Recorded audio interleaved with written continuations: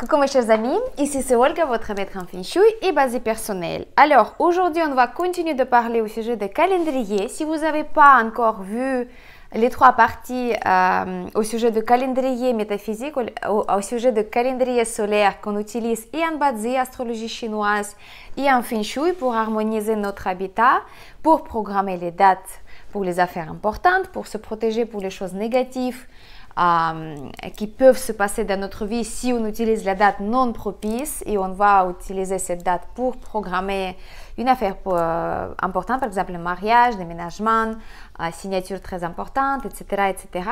Donc, regardez les trois premières parties pour déjà regarder, pour comprendre qu'est-ce que c'est le calendrier solaire, à quoi ça sert, pourquoi on l'utilise, et qu'est-ce qu'il peut nous apporter en bien justement pour nous tous. Donc je vous laisse les liens dans la description pour les trois vidéos, elles sont courtes, et où je vous donne justement la description de chaque jour pour le calendrier qu'on utilise tous les jours en Feng Shui. Et aujourd'hui je vais continuer directement.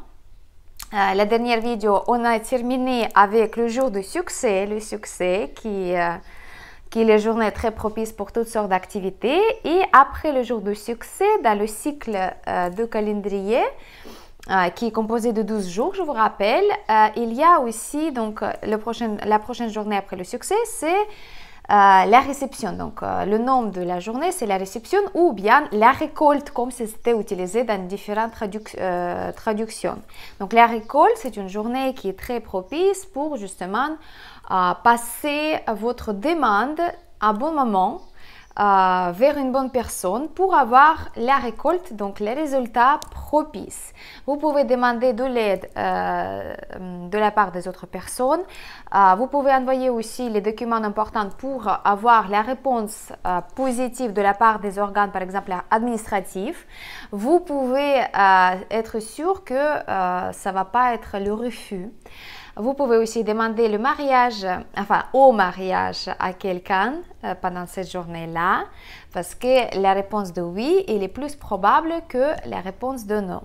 C'est une journée qui est très propice aussi pour commencer, pour débuter les études, pour commencer à apprendre quelque chose de nouveau, commencer le nouveau projet ou y réfléchir ou bien mettre sur le papier votre plan, business plan par exemple, etc., etc.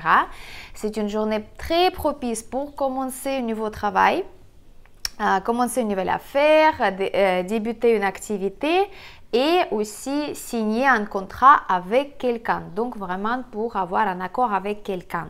Donc il nous reste la journée de 26 juin, la journée de réception. Donc vous pouvez programmer les journées, les affaires très importantes pendant la journée de réception. C'est une journée qui est très stable au niveau d'énergie. Il faut juste regarder si ce n'est pas une journée qui va apporter l'énergie de destructeur personnel selon votre maître de jour ou bien votre année de naissance. Et regardez aussi quelles sont les étoiles symboliques que vous pouvez recevoir pendant la journée. S'il n'y a pas de voleur de richesse, s'il n'y a pas des choses négatives comme le couteau agressif, etc., etc. Donc, tous ces petits détails, tout cet ajustement nécessite donc l'étude approfondie ou bien l'information le jour au jour. Donc, je vous propose tous mes pronostics que je poste tous les jours sur Instagram. Donc, vous êtes bienvenus, bien sûr, pour s'inscrire et pour bien suivre toutes les énergies journalières, en fait, tout simplement. Alors, donc là, on a dit, et après la journée de la récolte, de la réception, il y a la journée de l'ouverture. La journée de l'ouverture, je l'appelle la journée des portes ouvertes. Donc, c'est une journée qui est très forte et très propice au niveau d'énergie dans le cycle du calendrier. C'est une journée qui est très propice pour tout ce qui est lié avec l'argent, l'activité financière, l'activité professionnelle et aussi le business, sur toutes sortes d'affaires pour avoir le bénéfice matériel. C'est une journée qui est super bien aussi pour programmer votre mariage, pour programmer votre événement familial ou bien événement de promotion. Donc vraiment toutes sortes d'événements de promotion, de réunir des autres personnes autour de vous, de passer le discours, de passer le message, de bien faire un bruit autour de vous pour passer le bon message. Donc ça, c'est une bonne journée qui est très bien. une journée aussi très propice pour signer les contrats, de bien négocier vos conditions, ouvrir votre business, votre affaires, commencer aussi les études, commencer le nouveau travail, débuter votre voyage, déménager, super bonne journée qui est super bien utilisée par les maîtres en feng shui pour déménager dans un nouveau logement. Commencer les travaux, commencer la fondation de bâtiments, commencer de rénovation intérieure, ça c'est aussi très très bien. Donc pendant le mois de juin, il nous reste le 27 juin de journée d'ouverture. Si vous pouvez programmer les affaires importantes, vous pouvez le faire pendant cette journée de l'ouverture et j'en suis sûre vous allez constater les résultats propices et très bénéfiques pour vous. Alors, la journée qui finalise en fait le cycle de 12 jours dans le calendrier métaphysique, qui est le calendrier solaire, c'est la journée bien sûr de fermeture, de quelque chose qui va boucler le cycle, quelque chose qui va finaliser toutes les énergies qui étaient lancées au début et qui sont justement, c'est comme une sorte de élan énergétique qui a commencé, qui a pris son élan et après il doit être finalisé. Donc la fermeture, c'est une journée qui est très bien à utiliser pour conclure quelque chose, de finaliser une affaire, pour bien fermer aussi quelque chose. Donc par exemple, si vous avez commencé de faire quelque chose, vous pouvez finaliser justement le 12 et ça va être très très propice pour vous. Il est très conseillé de refuser toutes sortes d'actions personnelles et professionnelles qui sont très très très importantes. Donc c'est plutôt la journée de finalisation, de fermeture, de réflexion, d'analyse ce qu'on a déjà fait, mais à lieu de commencer quelque chose de nouveau. Donc le début de cure par exemple médicale, c'est pas une bonne journée non plus.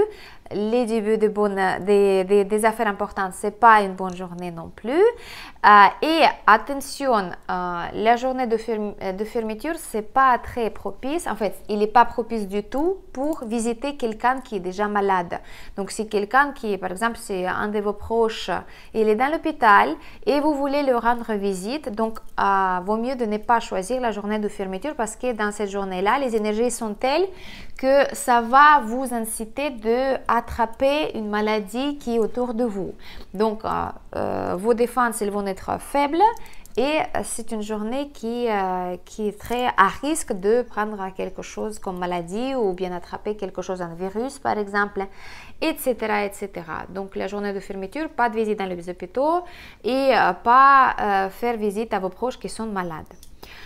Donc, la journée de fermeture pendant le mois de juin, on va avoir le 28 juin. Donc, c'est une bonne journée pour boucler le cycle, pour bien mettre le point sur le i et finaliser quelque chose. Si vous avez mis de côté vos affaires, donc c'est bien de finaliser pendant le 28 juin tout ce que vous avez, ce qui était laissé à la traîne. Donc, c'est une bonne journée. Voilà mes chers amis, je vous avais donné toutes les descriptions de toutes les journées selon le calendrier solaire qu'on utilise en Bazi et en Feng Shui.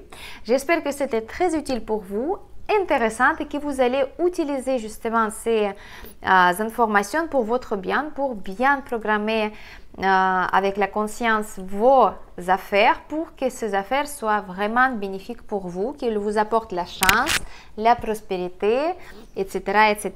Si vous avez des questions, bien sûr, écrivez sous forme de commentaires. Je vous prie de bien mettre le j'aime et puis partager avec vos proches. Comme ça, ils peuvent aussi de regarder ces informations-là. C'était votre maître en Feng Shui personnel, Olga Lakivan. À très bientôt dans les prochaines vidéos.